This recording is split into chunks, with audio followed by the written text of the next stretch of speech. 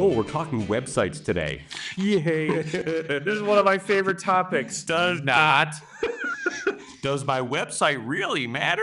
Yes, websites really do matter. My company, in the early days, we didn't have the best of websites and things like that. And that's how a lot of people start. Maybe a person has a Facebook account or a Instagram account, and that is the only way that they're being found on the internet at the time. Because frankly, those are all free accounts. They're free, or even starting with a low cost, such as the do-it-yourself kits, out-of-the-box website design. Long term, they're not going to be as searchable. We all started out working out the back of our vehicle, but when you start getting into clients that really are looking for a company that's legit, when they see that all you have is a Facebook, or all that you have is an Instagram, or they see a cookie cutter type of a website, they're going to know that, okay, this may not be where I want to go. And there's a lot of mistakes made. Early on, even with my own website, I was proud that I owned a company. I was proud that I owned it with at that time, the woman I was going to marry and was going to become my wife and my boss. And, it was like almost like an engagement picture. And I think the first time I met you, you said, "Oh, what are you selling, cleaning or dating?"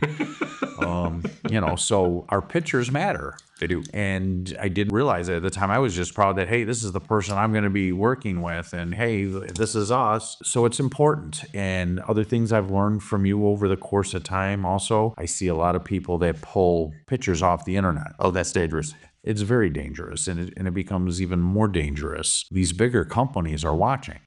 And you and I know an individual who started a consulting company at one point, and he named it after a Disney movie. And Disney found him, and they made him cease and desist and fined him for every day that site was up with their name. Oh, I recall. I don't do I told you so's because I don't like receiving I told you so's, but it sure did occur to me. You know that, and I've seen people who have put up pictures of vacuum cleaners that they pull a picture off of a company's website and use it as their own. Now you can take that same picture if that's the equipment that you're using, right? But you took the picture, right? So there's so much with your websites, and if they're working for you, because you want to make it ultimately, as you grow as a company, you want to make it more searchable. You want to make sure it's on the right platform. You want to make sure that you get some search engine optimization out of it. You want a call to action. We work in the cleaning world. I'm not a website designer, so I lean on you. And that's why the partnership works so well, Joel. Among the cardinal sins that I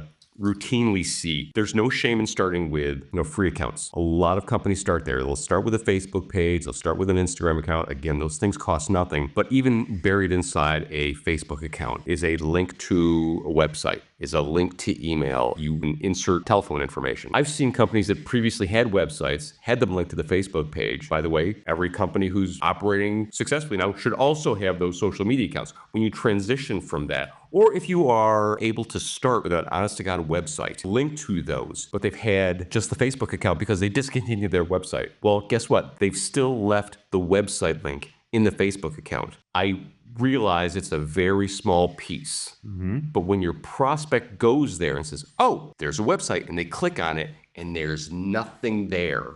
It's the abyss. The great beyond. Your company is suddenly diminished in their eyes, because if you can't pay attention to that detail for your business, what are you going to do for me? Exactly. And broken links in a website, your website not having the security feature up on the top. Yeah, SSLs, sure. Those are all important. And as a cleaning contractor myself, I didn't know all that stuff. And I have learned a lot from working with you so that my website works better, looks better. It's transitioned over time. I think I'm on my third or fourth generation of website at this point. No more dating pictures. No more dating pictures. I like the fact that I've got, meet my team with, real people, with real pictures, with real things that we've done. Because again, that makes a difference because people then can relate. Years ago, it was you had to have a brick and mortar. And now you got to have that website.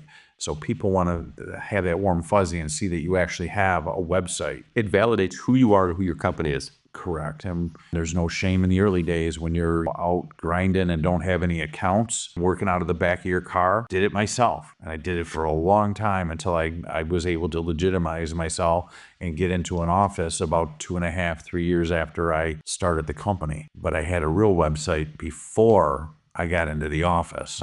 I will include the link to the contact page right through Docs. We are actually developing websites for our cleaning company customers. Feel free to contact us there. Note that you're looking for a website. Note that you're looking for a quote. We would be happy to help you. Thanks, Joel. You're welcome.